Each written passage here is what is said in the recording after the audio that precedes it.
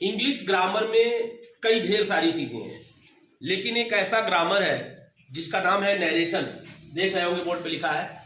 यह ऐसा एक ग्रामर पोर्शन है, ये क्लास 8 से लगा है क्लास 12 तक के हर क्लास में है। तो निश्चित रूप से इसका इंपॉर्टेंस बढ़ जाता है, इसे अच्छे से सीखने की जरूरत है। अगर हम लोग 9th में इसे अच्छे से सीख लेंगे तो हमें 9th का तो काम चलेगा ही चलेगा, 10th हुआ, 11th हुआ, 12th हुआ, हर क्लास में एक्स्ट्रा एफर्ट करने का जरूरत नहीं है। तो नरेशन की बेसिक चीजें आज आपके सामने बोर्ड पे लिखी हुई हैं, ध्यान से देखेंगे जरूर समझ में आएगा। इसका नरेशन को हिंदी में क्या कहते हैं, ये सबसे बड़ी समस्या कई लोगों के लिए है। नरेशन को कथन कहा जाता है, कथन या संबोधन। नरेशन मैंने बातचीत भी कुछ लोग इसको कहते हैं, बातचीत। तो जो बातचीत होती है, स्पीच जो हमारी होती है, नरेशन जो होती है, उसके कितने पार्ट्स हैं? तो 2 पार्ट्स होते हैं, एक डायरेक्ट स्पीच और दूसरा इनडायरेक्ट स्पीच। डायरेक्ट स्पीच की अगर हम बात करें तो यहां पे लिखा है डायरेक्ट स्पीच के बारे में कि जब वक्ता के कहे गए शब्दों को ज्यों का त्यों लिखा जाए, यानी जब कोई चीज बोले उसको सेम टू सेम वैसे ही आप बोल दें, थोड़ा भी उसके वर्ड में चेंजेस ना करें, यानी कोई चीज बोला उसको वैसे ही आप बोल दिए, तो ये डायरेक्ट स्पीच कहलाता है। उदाहरण देख लीजिए, Ravi said to me I can use this chair.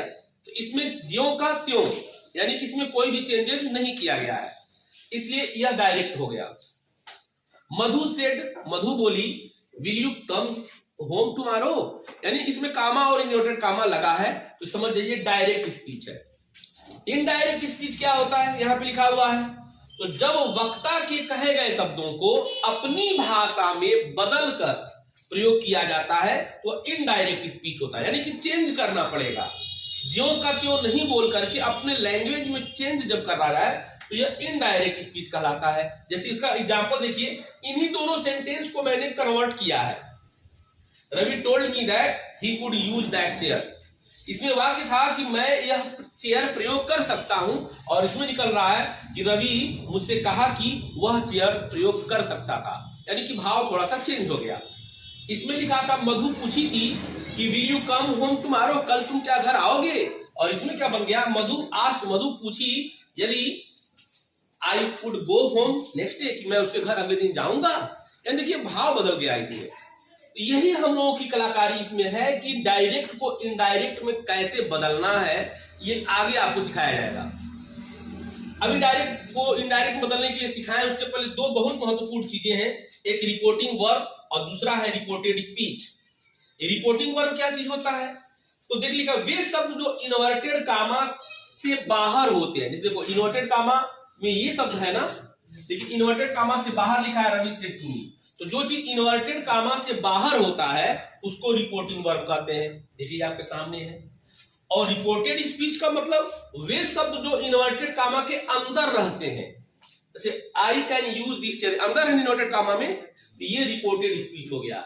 जैसे will you come home tomorrow, ये इन्वर्टेड कामा के अंदर है ना, जो इन्वर्टेड कामा के अंदर होता है वो रिपोर्टेड स्पीच होता है।